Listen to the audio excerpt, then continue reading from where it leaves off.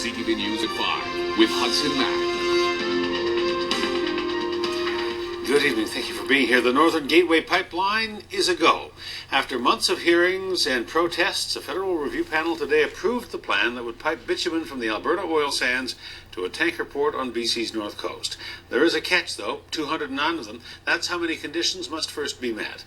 The province hasn't jumped on board just yet, and the federal government still has to make the final decision next year. We have full coverage tonight of the Northern Gateway decision and reaction. Let's begin with CTV's Andrew Johnson, who joins us live. Andrew. Hudson, the Northern Gateway proposal has pitted Enbridge against environmental groups and First Nations in a bitter battle. But there is also a lot of support for the pipeline, specifically the money and jobs that would flow through it. It would connect the Alberta oil sands to BC's coast, where tankers could deliver bitumen into oil-hungry Asia. And today, the Northern Gateway pipeline has been approved. The panel found that the project, if built and operated in compliance with the conditions set out in its report, would be in the Canadian public interest. The conditions. There are 209 of them. Among them, orders for Enbridge to develop a program to research the cleanup of heavy oil spills, create a marine mammal protection plan, prepare a caribou habitat restoration plan, and provide a monthly construction schedule. The report will now be forwarded to the federal cabinet, which will make the final call. But what about BC? You may remember Premier Christy Clark demanding Enbridge meet the province's 5 conditions. Today, Clark isn't commenting, but her environment minister says Enbridge is now merely partway to meeting BC's first condition. We haven't had a chance to review the conditions in detail. I understand there are 209 of them, but we have 5 more. And those conditions, in many ways, trump the rest of them. It's a path to prosperity. The pipeline has been billed as a once-in-a-generation opportunity to access new markets, create hundreds of jobs, and generate billions of dollars.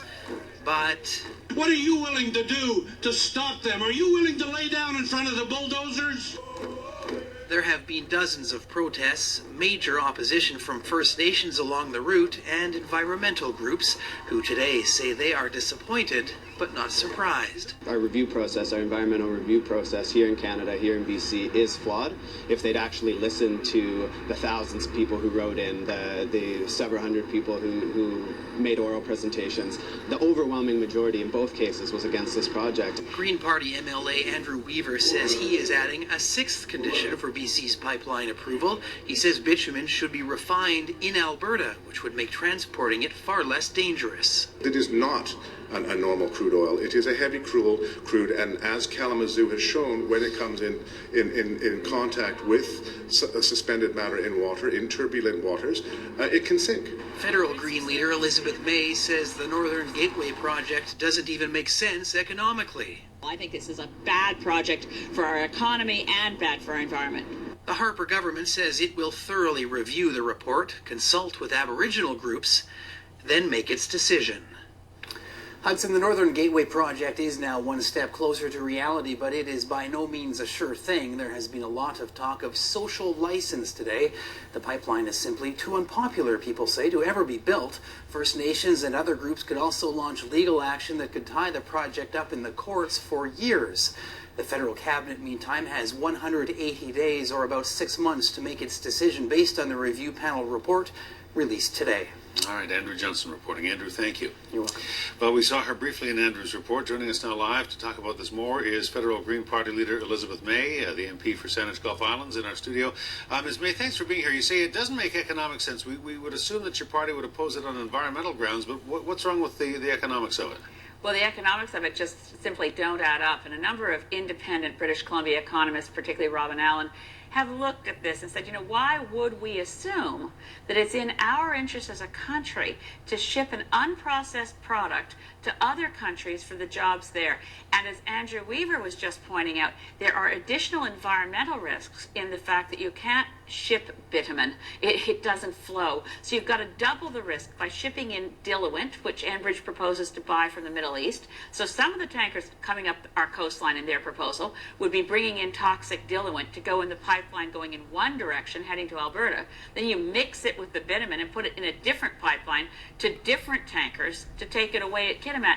This is all about exporting jobs. It's not that different from the raw logs issue. We know as British Columbians that we lose value and we lose jobs when raw logs are exported. Why we're not screaming that economic reality when they talk about shipping out bitumen mixed with diluent to other countries and increasing the environmental risks for no economic benefit for Canada, and that's the bottom line. Are you heartened by the fact that the province hasn't jumped on board today? I'm very encouraged by that. I think the Environment Minister made an excellent point. There's 5 British Columbia conditions. I think all of us as British Columbians, also in solidarity with First Nations, have to continue to say that this is not a project that has a green light. It has the support of the National Energy Board, which is basically a foregone conclusion. This is a regulator that approves pipelines. It's never said no to one. But we have a lot of new information, and there are 209 conditions, further evidence that this is not something that is easy to approve. And we also I think we need to just dig in and get to the economics of this to make it very clear to all Canadians that this is not in our economic interest as a nation. We'll leave it at that. Federal Green Party leader Elizabeth May, thanks for taking time for us tonight. Thank you.